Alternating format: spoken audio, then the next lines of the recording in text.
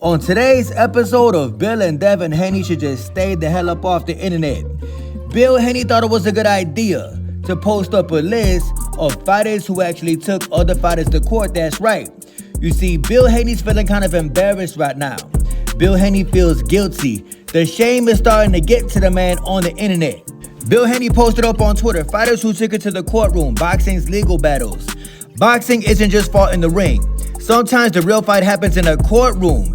Here are some of the biggest lawsuits in the history where fighters and even fans took action for cheating, injuries, and financial disputes. And you should be ashamed of yourself. This dude had the audacity to put up Mayweather Pacquiao when the fans actually filed the $5 million lawsuit against Manny, claiming that he knew that his shoulder was injured. The lawsuit was dismissed. Then he put up Luis Resto versus Billy Collins. Y'all know about that old school story back in 1983. Luis Resto had plaster of Paris in his gloves and the man took out the damn padding in the glove. James Butler versus Richard Grant.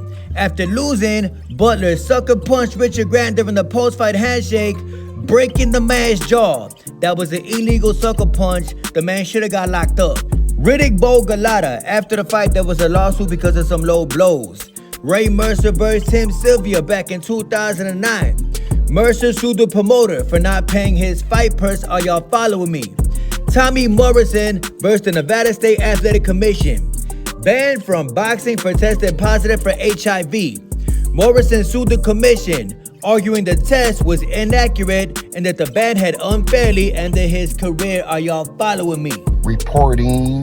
What Bill Haney fails to realize is that every single case that he just put up has nothing to do with the fighter simply losing a fight. Every single case that Bill Haney just put up has nothing to do with a fighter getting beat the hell up inside that boxing ring. None of these cases have anything to do with the fighter suing a fighter for battery inside that boxing ring.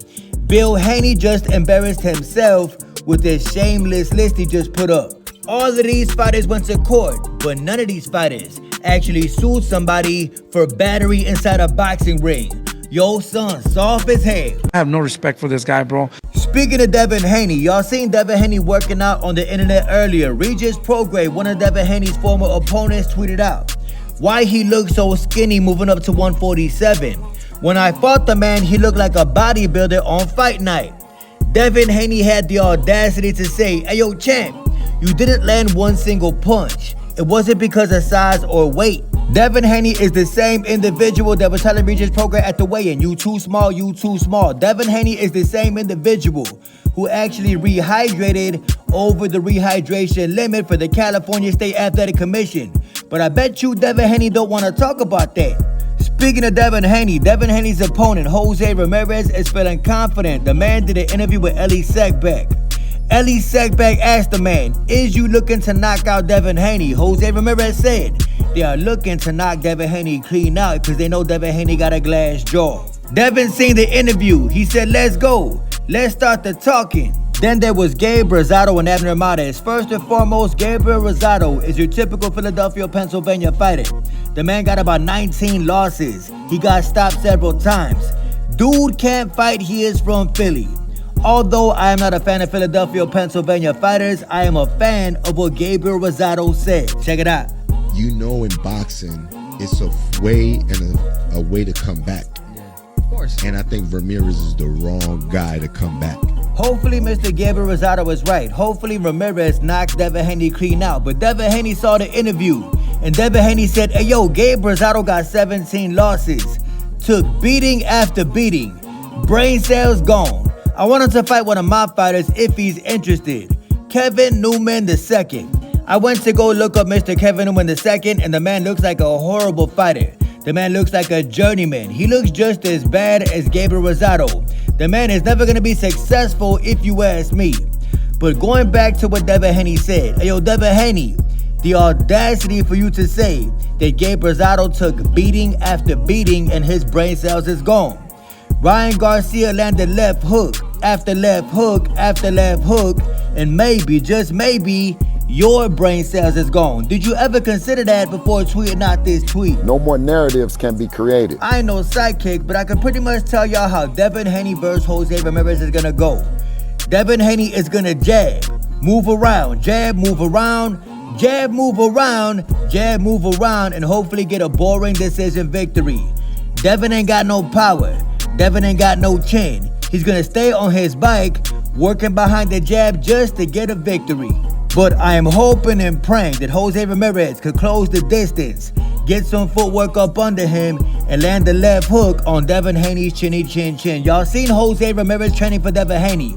Jose Ramirez is training for Devon Haney by doing nothing but shooting left hook after left hook after left hook. This is how you train when you're gonna fight Devon Haney. The man is allergic to left hooks. My stepmom is white, so. But back to Bill Haney putting up this list of fighters going to court. Remember what I said, bro? None of these fighters actually took somebody to court for battery. It was everything except battery.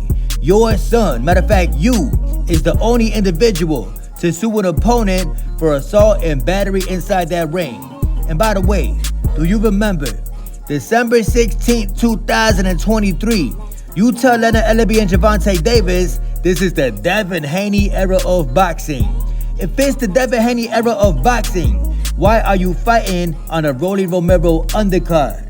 And Miss Claressa Shileds is turning 30 years old soon. The girl gonna have a birthday party. The girl was taking a photo shoot for her 30-year-old birthday party. My question is, when you turn 30 years old, is that the age that you stop hating on Amanda Serrano? When you are 30 years old, when do you stop hating on another female fighter that make more money than you? When you are 30 years old, when do you stop dating married men? These are real questions that I got for Claressa Shileds. Southpaw TV is not. It's Nevertheless, happy birthday to Miss Claressa Shileds. I wish you many more. I'm just saying, at a certain age, you gotta stop hating on Amanda Serrano. Amanda Serrano, the highest female paid boxer of all time. Not Claressa Shileds. And I thought that Mr. Turkey Alashiki had money. I thought that Mr. Freaky Alashiki was the money man in the sport of boxing. I thought the man was the T. Diddy of the sport of boxing. Guess who was on the same airplane at the very same time? Teofimo Lopez and Devon Haney. Check it out. Yo, Devin. Dev.